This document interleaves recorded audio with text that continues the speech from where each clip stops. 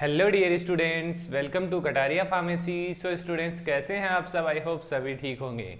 तो हम स्टडी कर रहे थे B pharma third semester organic chemistry second. तो इसकी हमारी सेकेंड यूनिट कंप्लीट हो चुकी थी। हमने यूनिट थर्ड स्टार्ट की थी। यूनिट थर्ड का एक लेक्चर हम ऑलरेडी देख चुके हैं। अगर आप नहीं देखे हैं तो जाके देख लीजिए, चैनल पे आपको वीडियो मिल जाएगी।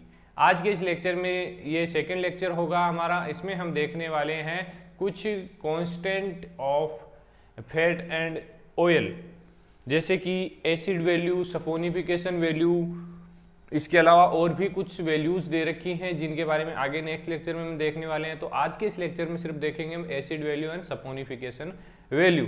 दोनों वैल्यू क्या होती है, क्या इनका इंपॉर्टेंट रोल होता है, कैसे क्या इनके फॉर्मूलाज होते हैं, तो उन सभी के बारे में आज के इस लेक्चर में हम डिटेल स्टडी करने वाले हैं। तो वीडियो में एंड तक बने रहना और अपने दोस्तों को भी शेयर कर देना, और चैनल को सब्सक्राइब नहीं किया है तो सब्सक्राइब जरूर कर लेना। तो टॉपिक है हमारे सिलेबस में दे रखा है analytical constant of fat and oil. Analytical constant का मतलब क्या है कि एनालिटिकली कैसे आइडेंटिफाई किया जा सकता है कि कितने अमाउंट में कितना फैट प्रेजेंट है। जो भी आइडेंटिफिकेशन है वो इसके अंदर आएगा। तो टॉपिक रहेगा हमारा फर्स्ट एसिड वैल्यू। तो एसिड वैल्यू क्या होता है, सबसे पहले तो इसकी आपको डेफिनेशन आपको पता होनी चाहिए, क्योंकि ये जो क्वेश्चंस हैं वो 2 मार्क्स में भी पूछे जाते हैं और 5 मार्क्स में भी पूछे जाते हैं। 2 मार्क्स में आपको डेफिनेशन इसकी पूछी जाएगी और आपको डेफिनेशन के साथ साथ इसका फॉर्मूला भी ड्रॉ करना है, जिससे आपको कंप्लीट मार्क्स मिलेगा। और अगर 5 मार्क्स में आता है तो या तो एक सिंगल पूछेगा आपको या फिर 2 को कंबाइंड करके पूछ लेगा, तो आपको इजीली लिखने में कोई दिक्कत नहीं आएगी। तो सबसे पहले बात कर लेते हैं डेफिनेशन ऑफ एसिड वैल्यू की। केयरफुली इसको रीड करना, तभी आपको समझ में आएगा। It is define as the number of milligram of KOH, मतलब कितने नंबर ऑफ KOH, कितने नंबर मतलब कि कितना ml ऑफ AOH रिक्वायर्ड होगा to neutralize the 1 gram of oil and fat.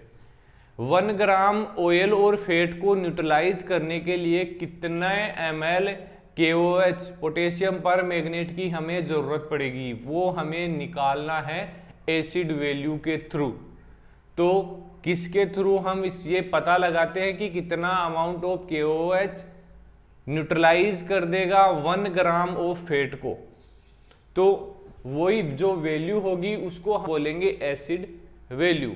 ये चीजें आप पहले भी स्टडी कर चुके हैं लेकिन याद नहीं होगा आपको, तो एक बार रिमेंबर कर लीजिए इसको। It indicate the amount of free fatty acid present in an oil and fat. ये भी आइडेंटिफाई करते हैं कि कितना फ्री एसिड प्रेजेंट है फैट एंड ऑयल के अंदर। तो ये इसकी डेफिनेशन होगी। अब बात कर लेते हैं आइडेंटिफाई कैसे करते हैं, प्रोसीजर क्या है।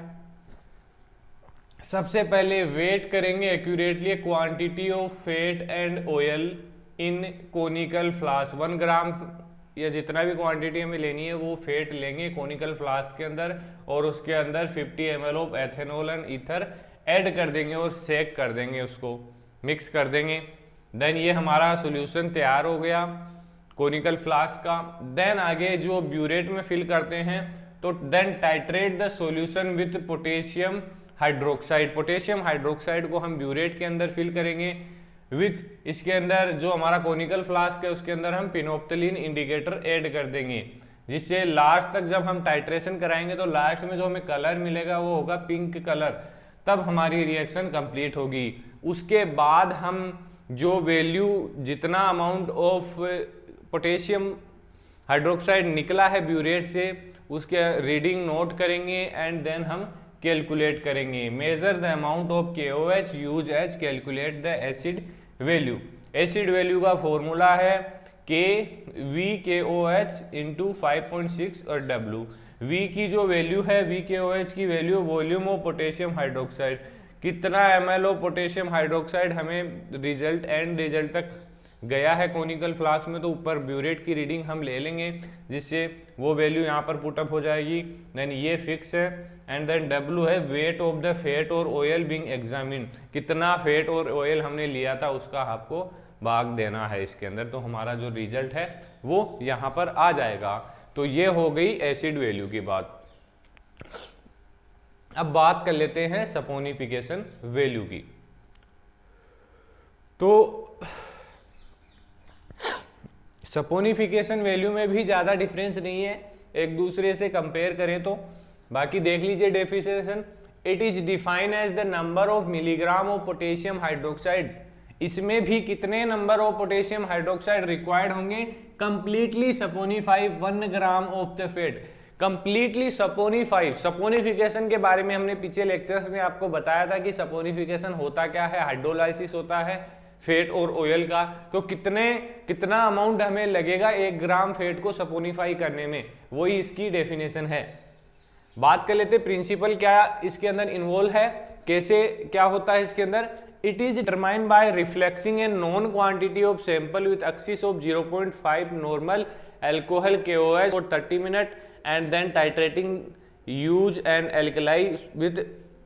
अब इसके अंदर क्या करें, इसमें थोड़ा डिफरेंट होगा, इसमें टाइट्रेशन KOH के साथ नहीं होगी, KOH को मिक्स किया जाएगा फैट एंड ऑयल के अंदर, देन उसकी टाइट्रेशन किसके साथ करवाई जाएगी, 0.5 नॉर्मल HCl के साथ, देन उसका रिजल्ट इसके अंदर मिलेगा। सपोनिफिकेशन वैल्यू का फॉर्मूला है 8.05 B minus A divide by W। तो इसमें B का है ml of HCl use in blank titration.